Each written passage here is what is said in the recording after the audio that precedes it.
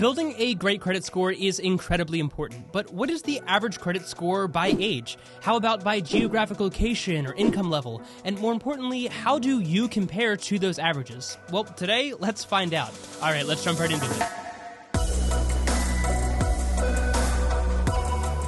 What is going on, everyone? I hope you are all having a fantastic day. So, you know me, I don't want to waste any of your time, so here you go. According to Experian data, the average credit score for individuals in their 20s is in the mid to high 600s. By your 40s, it's approaching 700, and by the age of 60 or more, it should be in the mid to high 700s according to these averages. So, make of that what you want, and obviously compare your own credit score and your age to those averages, but I know for me, there is one huge takeaway that I see from this chart, and that is that these numbers suck. Now, don't get me wrong, I think that this data is really interesting, but if you know me, and you've been watching my channel for a while, then you know that at least when it comes to your finances, we want to strive to be well above average, because unfortunately, being average financially means that you apparently have a really mediocre credit score, you likely have a ton of debt, a car payment that you can't afford, and really just make questionable financial decisions across the board. And I don't know about you, but all of that sounds pretty horrible to me. Now, the good news is that according to FICO.com, the average FICO score, which is just another word for a credit score,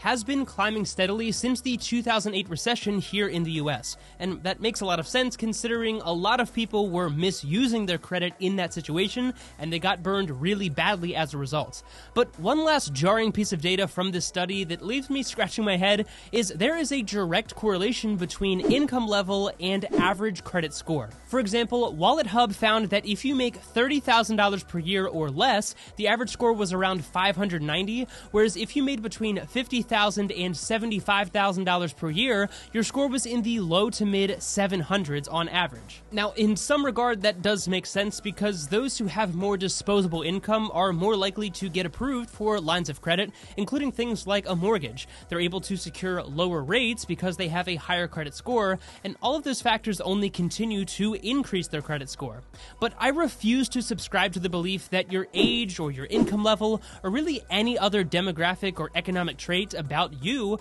makes it impossible to have a great credit score and break out of these averages. Now, that is not to say that it won't be more difficult for certain individuals, but with the tools that are currently available to all of us, as long as you are educating yourself with the many free resources that are available online and understand how to build a good credit score and really why it is so important, then really it shouldn't be that difficult. Now, if you want to know exactly how I was able to build a credit score in the high 700s when I was a teenager, then you'll want to check out this video that I recently made, and I'll also leave a link to that down in the description below. But to summarize that whole thing for you, it all comes down to discipline. The discipline to spend responsibly, the discipline to pay off your credit cards responsibly and use them responsibly, the discipline to not overspend and get more house than you can afford or a bigger car payment than you should, the discipline to put one foot in front of the other and understand that this isn't going to happen overnight. And of course, the discipline to continue educating yourself on how to build a great credit score and again, why it is so important. Okay, but enough about all of that. You're probably here because you want to increase your credit score,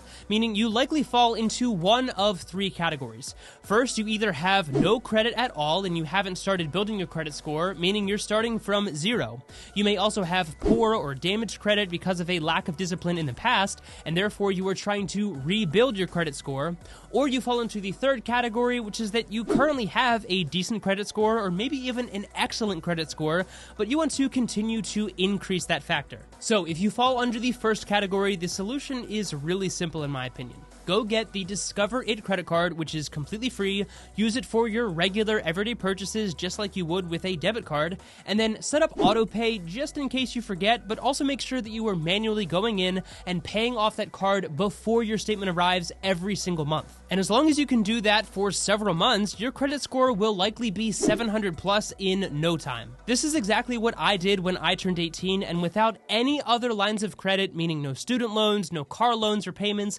and not even a lease or rental agreement to my name, I got the Discover It credit card and probably only put $50 per month on that card, and after just several months of paying off that card every single month, my score was well over 700 as a teenager. Now, the second category is where things things get a little bit more tricky because you likely already have lines of credit, but perhaps you haven't been using them properly and therefore you have damaged or bad credit. Well, first of all, I want you to know that you are not alone, and this sort of thing is very common, and there are absolutely paths out of this that don't come anywhere close to filing for bankruptcy or anything like that. I want to make it clear that none of this is financial advice, but if I were in that situation where I had bad or damaged credit, the first thing I would do is just simply write down all of the lines of credit that I currently have, including any debt that may be on those lines of credit. This could be credit cards, student loans, your mortgage, a car payment, or literally any kind of line of credit, whether that is currently a debt payment or if you just have a credit card that has no balance currently. Then, once you accurately understand the lines of credit that you currently have, it may then be easier to identify which ones are causing the most harm to your credit score.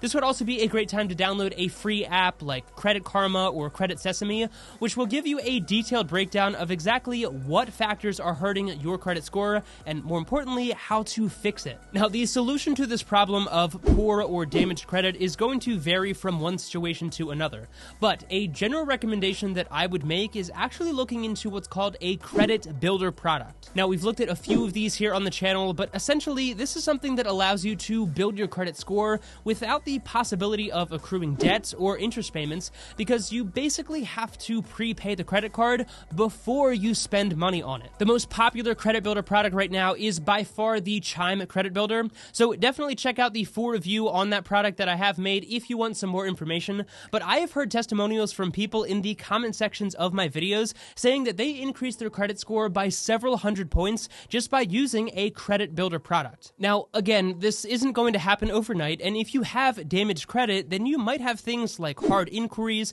late payments, or other marks on your credit reports that likely will stay on there for several years. But that doesn't mean that you can't get started with improving your credit score today, and while it is going to take some time, again, you've just got to have the discipline to put one foot in front of the other and cling to the fact that this is going to be so good for your financial health in the long term. And lastly, if you are in the perhaps largest category of individuals who have a good credit score of maybe 700 or more, but you're looking to continue improving that score, then again, the first thing I would do is make sure you have an accurate understanding of all of the lines of credit that you currently have. Then from there, assuming that there aren't any outliers in your situation, like an inaccurate mark on your report or a missed payment or something like that, then really the only thing that you can do to continue increasing the score is to continue making those on-time payments for your existing lines of credit and perhaps getting a new line of credit if you need it. I want to be clear that I am not, I repeat, not saying that you should go get a car payment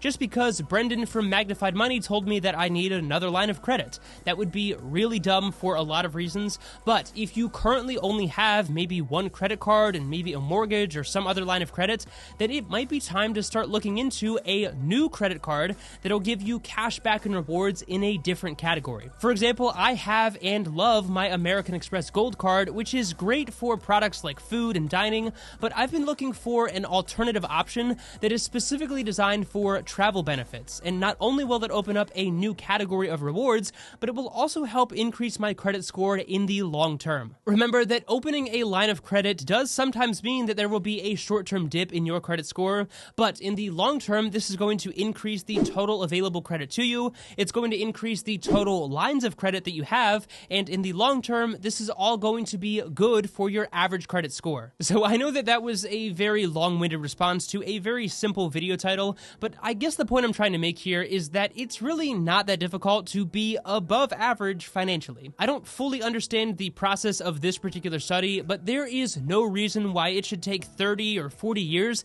to get a credit score in the high 700s. With the tools that are available today and the abundance of free educational resources online, there is no reason why you shouldn't be able to build positive credit history in a relatively short period of time. So I would love to know your thoughts on all of this down in the comment section below, and if you're comfortable sharing, how does your credit score and age compare to the averages shown in this particular study? As always, if you did get value out of this content and you want to help support me, the easiest way to do that is actually by checking out some of my favorite financial tools down in the description below, including one offer from the Point Cashback debit card that will currently give you $100 when you open your account and make your first purchase, so definitely check that out using the link down below. Be sure to hit the like button and subscribe to the channel for more content like this in the future, and of course, course, thank you so much for your time. I really do appreciate it so much. Take it easy, and I'll see you in the next one.